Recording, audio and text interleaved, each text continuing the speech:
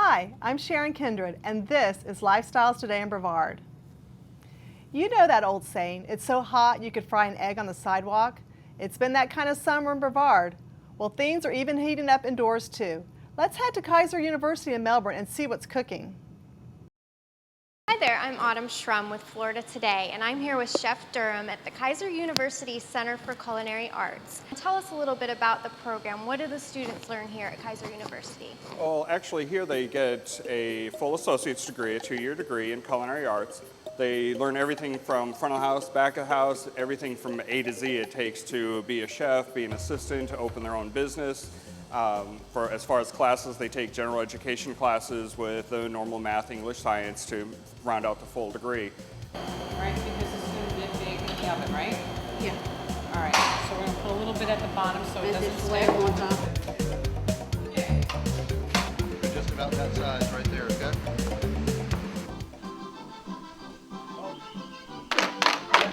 We're hosting a children's pizza party today, and that's one of the dances. The server staff, whenever they hear that song, they have to drop whatever they're doing and actually do the dance and then continue back with the doing. First, we're going to go through some different cuts. Now, this is one of the things that all the students would learn in the Principles of Cooking class, is where we start working on knife skills. We're going to work on a bunch of the different knife cuts with different vegetables, and then we're going to take all those fresh vegetables and wrap them into a spring roll wrapper, and then make a little bit of dipping sauce, and you got a perfect appetizer. The whole thing can be done in between 5 and 10 minutes. Make it Okay? sound so simple. Oh, it will be. Let's start off with the carrot. Normal process with your carrot, you're going to take your peeler. Now, if you notice, your peeler actually has blades on both sides. So Okay. when you go to peel it, you want to hold your carrot out from you, and you always want to stroke away from you. And actually, here at Kaiser, we do a lot of things for green-wise, and we keep all of our clippings and all the ends and everything. And we actually recycle those to a local farm where they feed them to cows and pigs. So we, Oh, how neat. This is your typical French chef's knife. Okay. You want to hold it by the handle so none of your fingers are actually on the blade. Just grip it all the way around. There you go. And you want to put the tip of your knife on the table, okay, on your cutting board, okay? And just lift it up, slide your carrot under there, and we're just going to cut each end of the carrot off. Our first cut, we're going to do juliennes, which is a very small, thin. It's about 2.5 inches long, 1/4 inch round. Okay. So you want to cut your carrot again, put your nose down, and cut through it about 2.5 inches, guesstimate. Oh, from this Yeah. end, okay. Now we're going to stand the carrot up on end and just do a straight cut all the way down, okay? And we're just going to turn this into a square, basically. And hold it again with your fingers tucked under, and just put your knife at the very end. You can kind of lean these fingers forward onto the edge of your knife, and you're going to get a nice even slice all the way down. Now we're going to lay it flat down, and you can do the same thing about the same width that you just cut it, is pretty much what they look like. Okay, now onions. Okay, same process, we're just going to cut off the ends. Just take it and peel off the outer layer. Now there are a lot of foils and old wives' tales about onions. I find that they make you cry less if they're cold. We're just going to go as we go along, and this is like a Chinese cut kind of thing. Doesn't really have an official name, but you see this shape a lot in Chinese cooking, stir fry, that kind of thing. We're going to do let's do some bâtonnets with green pepper. Bâtonnets. Okay, bâtonnets. Okay. We're just going to take the green pepper and, okay, look, a few different ways you can do it, but basically we're going to cut the end off. Again, make sure you curl your fingers under. See, you could have lost a finger there. And then we're just going to take out all the filling. I usually do it right over the bowl so the seeds don't make a mess all over my cutting board. Now you're going to take your small paring knife, the little white one. Okay, and on this piece, just go ahead and cut that in half. Now you're going to turn it over, and all this inside part, we're going to cut that out a little bit. Okay, now we're going to go back to our chef's knife. And we're going to cut these about 1/4 inch in width. And actually, this technique is called walking the dog, because you got your point of the knife on the table, just like when you tie up a dog in the yard. If they don't have a run, they're on a little leash. They can like run around in circles, kind of thing. Oh, Same thing. So you keep that on, just like they're tethered to something. It's called walking the dog. These little guys, you know what these are? Chives, right? Chives, exactly. We're going to do a small dice on a bias with these. Just a little rocking motion. There you go. Cool. All right. It's getting better, huh? Yeah, you're rocking. Okay, we're going to take our juliennes and lay them on your table and kind of make them all even like when we first looked at them. Yes. Just kind of even them up. And now we're going to do the same walking the dog motion, just like we did with the chives, and we're going to cut those very small. Now the last thing, this is called a chiffonade. All you want to do is take your spinach and put it into a nice little stack, and you're going to roll it, just like you're rolling up a pair of socks or rolling a paper towel. And now again, walking the dog motion, plant your tip down. I want to hear it. Oh, I'm kidding. Now this is just hot tap water. And what we're doing, again, we're making spring rolls. These are spring roll wrappers. They're made out of like a rice paper kind of thing. But see how they're kind of plasticky? Yeah. A little bit gooey? Okay, we're just going to let those submerge in the water for a little bit. This solves them. Basically, it's called rehydrating. So we're just going to take a few onions, maybe this many. It just depends on how much onions you like. And we're just going to kind of put them in the center, about an inch from each end. And again, you can put your favorite vegetables in here. These are just ones that work out well for these cuts. Now these are rice noodles. Okay. How much of these do I take? Oh, like maybe that many. All right. And these are optional. I like them in the spring rolls. They add a little bit of texture, a little bit of chewiness, something fun. Well, let's use some of these. You remember what this was called? It was what we did after we julienne the carrots. Right, and this is a brunoise. Brunoise. So you want to take your bottom and roll it all the way up and just see how my fingers are kind of tucking it in there. So get it nice and tight there. Okay, so you're just going to fold the ends in just like you're wrapping Christmas presents. I figured they would be delicate and break, but it's not. Now It's they're kind of tough. kind of rubbery. Oh, I don't know, maybe a quarter cup or so. Do maybe a half a cup of this or so. Do you want me to start whisking? Yeah, whisk it around. All right, now do you like things real spicy hot? Oh, yeah. Oh, yeah? All right. Now this is actually sambal oli. Okay, it's a fresh ground chili paste. And your sauce is ready to roll. Now remember, no double dipping, so we're going to have a spoon to put the rest on. And our lovely assistant will bring those to us. A little bit of a kick to it. This was fantastic. Glad you enjoyed it. Did that inspire you to sharpen your culinary skills? If so, take some time to visit brevard.momslikeme.com for information on upcoming cooking classes at the university. The moms also like to share recipes with each other too. We'll be heading back indoors for this next video story as well. The Parish Grove Inn is a stunning new bed and breakfast that just opened in Cocoa Village. Let's take a look. We struck a deal, my house mover and my barge guy. You know, we all met and we decided we could do it. So we moved the house in late 2004. We didn't really start working on it hard till the last 2 years we did. The woodwork and all the door casings and custom build-ins give it a unique feel. The balance of the 70 plus windows and the peaks and the turret give it a unique view. Yeah, I'd like to see more inns come in to bring more people in. It's been needed for a long time. I think it would help the market down here very well. I think it's a good idea because a lot of people like the quaintness of the old historic district.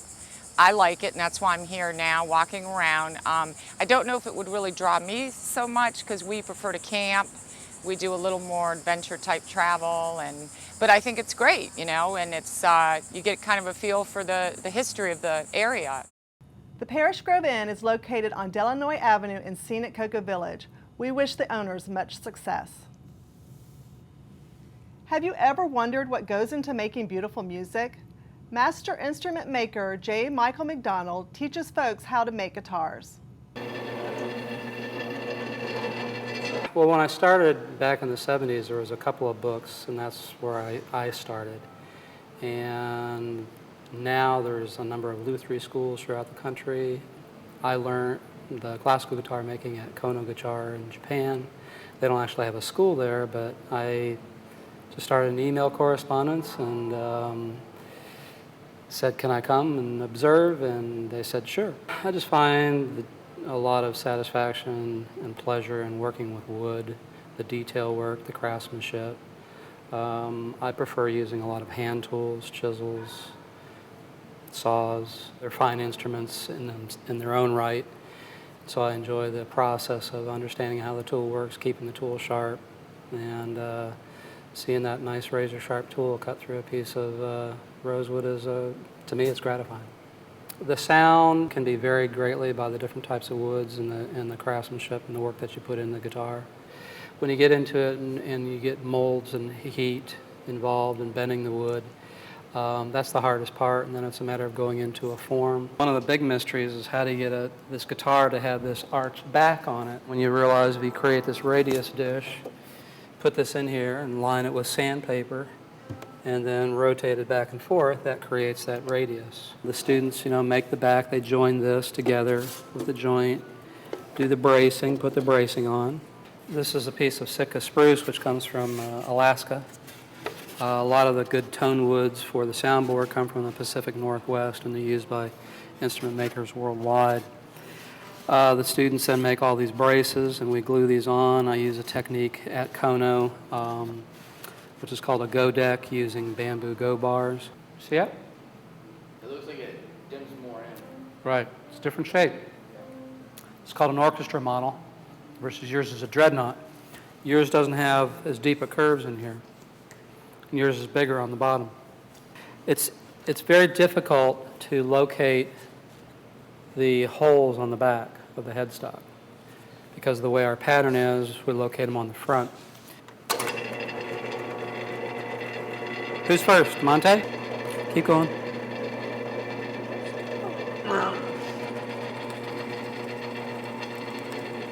Okay, let it up. Very inspiring. Many thanks to Chris Kreidler for that very informative video. Next up is a piece about fine feathered friends. Yes, you heard me right, feathered friends. Our Adopt a Pet segment this week introduces you to an array of colorful birds that are looking for a forever home.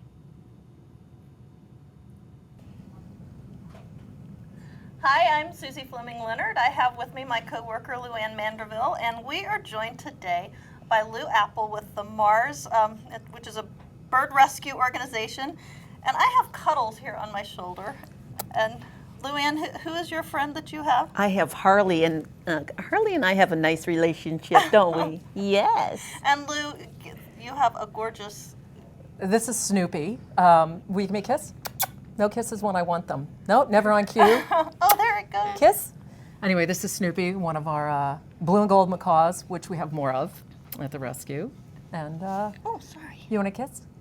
Nope, the lights have her too. Well, Lou, tell us a little bit. Well, first, I guess we need to introduce your assistants and our other friends back here. Well, behind you in the yellow shirt is Christina Ranieri, and behind me with Angel on her head is Mary Ranieri, putting up with Angel so delightfully. Well, tell us a little bit about Mars. What does Mars stand for? Mars stands for Melbourne Avian Rescue Sanctuary, and we decided to call it Mars because we are on the Space Coast of Florida, and we thought it would be rather ingenious if we called it Mars for short. And our membership drive says, "Help us reach for the stars, join Mars." So we were going with the whole Space Coast space Cool, theme. good. So what's the difference? I'm a little bit not with it with birds. What's the difference?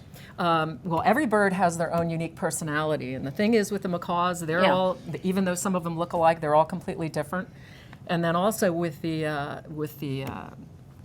cockatoos, even though there's two here that are extremely looking alike, although Angels really are one of our rescue birds who was in dire shape, but even though they look alike, their personalities are totally different. As you're seeing, this one is taken to you like crazy, and Cuddles, I know where Cuddles got her name because she just keeps kind of snuggling into me. And Cuddles is a cuddle bucket. She is. Oh my gosh. Yes, how many birds do you have at Mars? We can run about 40 birds at any given time. Wow. We've already pretty much outgrown our facility that we have over on Ocean Avenue, and I will be looking for something in the future, all pending funding that comes our way. So it's all about funding. And now you said one thing about some of the birds come to you by death. I mean, people don't realize a macaw can live 80, 90 years. Wow. Well, we won't get into a little bit of an exaggeration. We won't get into that argument right now because it is we are the people that take care of them, and a lot of people don't take care of them the way that they should be taken care of. So therein lies what their longevity might or might not be. Some don't make it very long at all, and there's lots of things that attribute to that, smoking and this and that in the household. Right. So. But they do have the potential to They outlive their owners because if from they're time to taken time. care of. Yes, from time to time. But now people, you do adopt these birds out if there are people who Adoption. want to bring a bird into their home. then- Yeah, adoption's a key part of any rescue because in order to bring more birds in, you have to be able to find good homes and good people for the birds that you've already gotten to the point where they're ready for adoption. Otherwise, the other birds have to wait in the wings, so to speak. And it would, if someone was, like me, I've never had a bird, but these birds are fantastic and very loving, Yes. and they need a lot of attention, just like we do. Yes. What would someone go through some kind of training with you to be able to be, adoptive parent, so to speak? What we try to do to potential adoptive people is actually bring them over and have them sit and meet with the birds. Right. And learn the different personalities of them and then find out where they would like to put these birds as far as in their homes and try to see who would be a good match. And we Right. have what we call no fault. If it's not your fault that you might have picked the wrong bird when you came Right, to Mars, right. and it's not our fault if we didn't get it right the first time, so we can try a different bird. Great, So great. I think that's rather important. You're not stuck.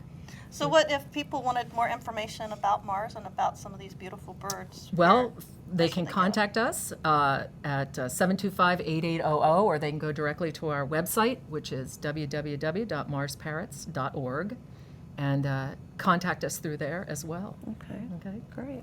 Well, Lou, thank you for joining us. And Thank you. Harley. Oh, there we go. Oh, handsome boy. Look at that handsome boy. What beautiful birds. Maybe your home is just the place for one of them.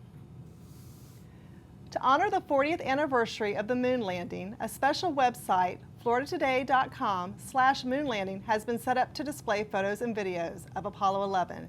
Here's a short tutorial on how to use the website.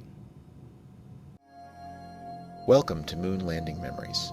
I'd like to take a few moments to show you how easy it is to contribute your personal story or photographs to this site. Let's start with the gallery. The gallery already contains hundreds of photographs from the archives of NASA and Florida Today. You can investigate each image in the gallery closer by using the zoom function. If you'd like to add information about the image, click Add Annotation. You can add information about a person, place, date, or other things you find.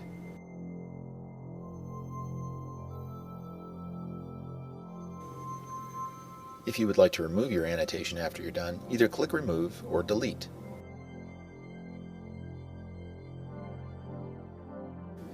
It is also easy to indicate whether or not you like an image, or leave a comment. One more helpful tip on images: you can use your scroll wheel to make it easier to read documents online. Back on the home page, we can see how easy it is to contribute to the moon landing site. To add a photo, simply click the photo link, choose Image, and then select an image from your computer. Once it's been uploaded, you can add a title and a description. To see other contributions to the wall easily, click on the Filters link.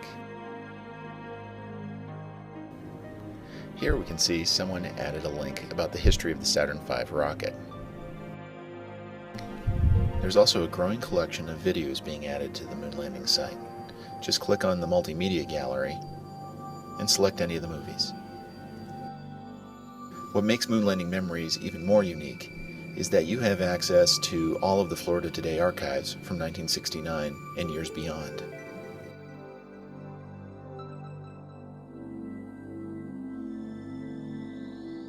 And once you find something you're interested in, it's easy to share this page via email, Facebook, Twitter, or other social networking sites. We look forward to seeing the kinds of things that you share on Moon Landing Memories. That's our show for this week. I'm Sharon Kindred. Thanks for watching. Join us again next week, same time, same place. Have a great week. For more information on anything you have seen on today's show, visit brevard.momslikeme.com.